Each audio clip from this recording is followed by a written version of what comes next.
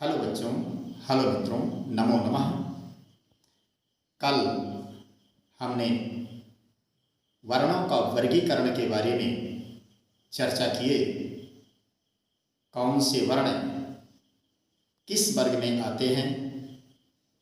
स्वरवर्ण, मिश्रित स्वरवर्ण, व्यंजन वर्ण, मिश्रित व्यंजन वर्ण एवं प्रयत्न के बारे में चर्चा की। आज हम प्रत्याहार किसे कहते हैं, प्रत्याहार कैसे बनते हैं और प्रत्याहार कितने हैं, इसके साथ साथ संधि के बारे में चर्चा करेंगे कि संधि कितनी होती हैं और उनके क्या लक्षण होते हैं, क्या परिभाषा होती है। प्रत्याहार किसे कहते हैं? आ, ई, उ, अड़ा में से हम आ और अड़ा को जोड़ देते हैं तो अण बनता है, अण प्रत्याहार बनता है। या यूं कहें कि सबसे पहला और अंतिम वर्ण मिलने पर अण बनता है। अण कहने से आ, ई, उ को समझते हैं। इसी तरह आ, ई, उ, ण और ऋ, लृ का में से यदि आ को का से मिला दे तो अक बनता है। अक कहने से आ, ई, उ, ऋ, लृ समझे जाते हैं। इसी तरह पहले चार खंड ले लें तो अच बनता है। चार खंड कौन? जो माहेश्वर के 14 सूत्र हैं। आ, ई, ऊण, ऋ, लृ, क, ए, ऊंग, आई, औ, च, यहाँ तक जो है अच बनता है। अच के अंतर्गत सभी स्वर आ जाते हैं। आ, ई, उ, ऋ, लृ, ए, ओ, ऐ, औ सभी स्वर आ जाते हैं। इसी तरह किसी भी आरंभ वाले अक्षर को लेकर अंत वाले से मिलने पर अनेक शब्दांश बन सकते हैं। इन्हें प्रत्याहार कहते हैं। ये प्रत्याहार कुल 24 बनते हैं। कुछ प्रमुख प्रत्याहार हैं जिन्हें निम्नानुसार बताया जा रहा है। जैसे एक प्रत्याहार के अंतर्गत ई, उ, ऋ, लृ वर्ण आते हैं। यण प्रत्याहार है तो यण प्रत्याहार के अंतर्गत या, वा, रा, ला आते हैं। जस प्रत्याहार हम लेते हैं तो ज, ब, ग, ड, द ये वर्ण आते हैं। अच प्रत्याहार अगर हम लेते हैं तो अच का मतलब सभी स्वर आ जाते हैं। आ, ई, उ, ऋ, लृ, ए, ओ, आई, औ। पांचवा हम देखें एच प्रत्याहार। एच प्रत्याहार के अंतर्गत ए, ऐ, ओ, औ चार वर्ण ए आते हैं। एंग प्रत्याहार भी है। एंग प्रत्याहार के अंतर्गत दो वर्ण ए और ओ आते हैं। सातवां है झल प्रत्याहार। झल प्रत्याहार के अंतर्गत कुल 24 वर्ण हैं। जो देखें झ, भ, घ, ढ, ध ये वर्ग का चौथा वर्ण होता है। ज, ब, ग, ड, द ये वर्ग का तीसरा वर्ण। ख, फ, छ, ठ, थ ये वर्ग का दूसरा वर्ण। च, ट, त, क, प वर्ग का प्रथम वर्ण जो है और श, ख, श, ह ये कुल मिला के 24 वर्ण झल प्रत्याहार के अंतर्गत आते हैं। इसी तरह हम देखें आठवां हस प्रत्याहार अगर हम देखें तो हस प्रत्याहार में ह, या, वा, रा, ला, इया, म, ङ, ण, न, झ, भ, घ, ढ, ध ज ब ग ड ध ये वर्ण आते हैं। कहने का अभिप्राय वर्ग का तीसरा, चौथा, पांचवा तथा हा या वा र ल है जो 20 वर्ण हैं। ये 20 वर्ण जो हैं हस प्रत्याहार के अंतर्गत आते हैं। खर प्रत्याहार भी है तो खर प्रत्याहार के अंतर्गत 12 वर्ण आते हैं। 13 वर्ण आते हैं। खर प्रत्याहार के अंतर्गत 13 वर्ण आते हैं। ख, फ, छ, ठ, थ, च, ट, त, क, प, स, ख, स। ये जो हैं वर्ग का पहला, दूसरा एवं सा ख सा आते हैं। ये 13 वर्ण होते हैं। अब हम व्याकरण खंड के अंतर्गत संधि प्रकरण को देखते हैं। संधि प्रकरण वर्णयोः वर्णानां मेलनम संधि। दो वर्णों अथवा बहुत से वर्णों के मेल को संधि कहते हैं। द्वयोः वर्णयोः बहूनां वर्णानां वा संयोगेन यत रूपांतरं जायते सह संधि। दो वर्णों अथवा बहुत से वर्णों के संयोग से जो रूप परिवर्तन होता है उसे संधि कहते हैं। संधेः भेदत्रयम् अस्ति। संधि के 3 भेद होते हैं। नंबर 1 अच संधि जिसे स्वर संधि कहते हैं, हल संधि जिसे व्यंजन संधि कहते हैं एवं विसर्ग संधि। अब हम अच संधि अर्थात स्वर संधि के बारे में देखते हैं। तो अच संधि के 6 भेद होते हैं। कौन कौन हम देखते हैं सूत्र के माध्यम से। अकः सवर्णे दीर्घः, इस सूत्र से दीर्घ संधि होती है। आद गुणः, इस सूत्र से गुण संधि होती है। वृद्धि रा दैच से वृद्धि संधि होती है। इको यणच से यण संधि होती है। और एचो अयवा यावः से अयादि संधि एवं एंगः पदांता दत से पूर्व रूप संधि होती है।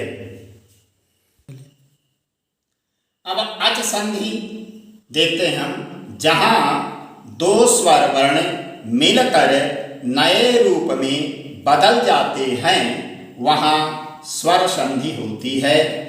अब हम ये जो 6 भेद हैं इनमें हम पहला दीर्घ संधि के बारे में चर्चा करते हैं जिसका सूत्र है अकः सवर्णे दीर्घः।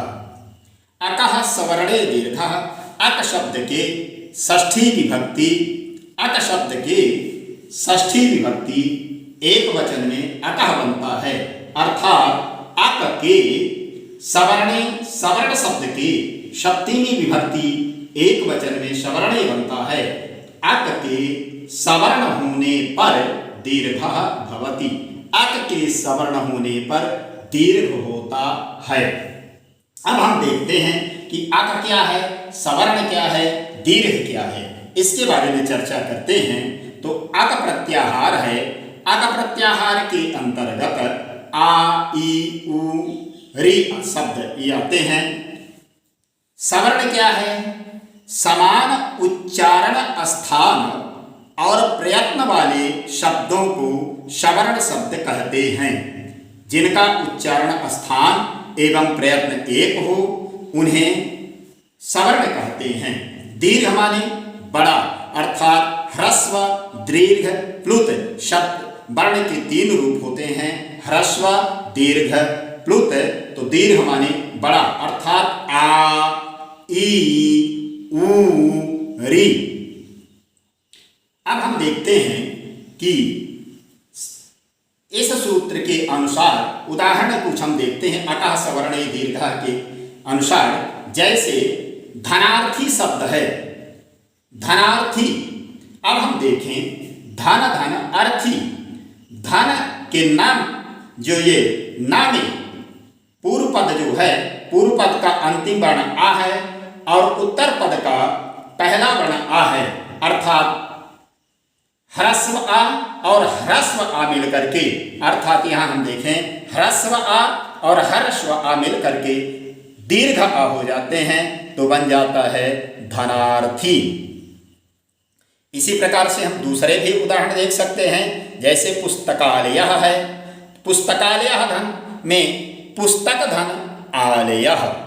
यहाँ पुस्तक जो पूर्व पद है, पूर्व पद का अंतिम वर्ण जो है का में जो है ह्रस्व आ है, आलय का माने उत्तर पद का पहला अक्षर जो है दीर्घ आ है, तो ह्रस्व आ और दीर्घ आ, ह्रस्व आ, यहाँ देखें ह्रस्व आ और दीर्घ आ मिलकर के आ हो जाता है, दीर्घ आ हो जाता है तो बन जाता है पुस्तकालय। इसी प्रकार से अब दीर्घ आ और ह्रस्व आ का उदाहरण देखते हैं, महाशयः, महाशयः में महाधन आशयः, महाधन आशयः, यहाँ पर दीर्घ है, यहाँ पर जो है दीर्घ जो है महाधन आशयः, तो दीर्घ और दीर्घ मिलकर के दीर्घ हो जाता है तो महाशयः, महाधन आशयः। अब इसी प्रकार से हम ई के उदाहरणों को देखते हैं, क्योंकि आ का उदाहरण आपका हो गया, अट प्रत्याहार के अंतर्गत आ का उदाहरण हो गया। अब ई वर्ण का हम उदाहरण देखते हैं, ये है गिरीन्द्रः। इसका संधि विच्छेद जब हम करते हैं तो गिरि धन इंद्रः। अब हम देखें पूर्व पद और उत्तर पद, पूर्व पद के गिरि रा में ई है और इंद्रः जो उत्तर पद का ई है, तो अर्थात ह्रस्व ई और ह्रस्व ई, ह्रस्व ई और ह्रस्व ई मिलकर के दीर्घ ई हो गई तो बन गया गिरीन्द्रः। इसी प्रकार और हम आगे देखते हैं बच्चों, जहां पर दीर्घ और ह्रस्व मिलकर के दीर्घ बनते हैं, जैसे महीन्द्र है, महीधन इंद्रः। यहाँ पर पूर्व पद ही में हा में ई है, दीर्घ ई है, और उत्तर पद में इंद्र में प्रथम वर्ण जो है ह्रस्व ई है, तो दीर्घ ई और ह्रस्व ई मिलकर के दीर्घ ई अर्थात बड़ी ई हो गई, शब्द बन गया महीन्द्र। और हम देखते हैं ह्रस्व दीर्घ की, जैसे अब हम दीर्घ में देखते हैं, यहां देखें दीर्घ और दीर्घ की, ये जो है महिषा है, महीधन ईसा, पूर्व पद का अंतिम वर्ण ही है, उत्तर पद का प्रथम वर्ण ई है, तो हा में जो दीर्घ ई है और ईसा का जो दीर्घ ई है अर्थात दीर्घ ई मिल करके दीर्घ हो जाती है, शब्द बन जाता है महिषा। अब हम अक प्रत्याहार के अंतर्गत तीसरे वर्ण को देखते हैं, ऊ को देखते हैं। ऊ का उदाहरण देखते हैं, भानुदयः। अब हम देखते हैं भानु धन उदयः, ह्रस्व आ और ह्रस्व ऊ और ह्रस्व ऊ। यहाँ देखें भानु का जो नाम ऊ है, ह्रस्व ऊ है, उदयः का ऊ मिल करके दोनों ऊ मिल करके दीर्घ ऊ हो गए, बन गया भानुदयः। इसीलिए बच्चों और हम आगे देखते हैं बच्चों, कुछ ह्रस्व और दीर्घ के उदाहरण देखते हैं। यहाँ देखें लघुधन लघूर्मिः, लघूर्मिः, लघुधन ऊर्मिः।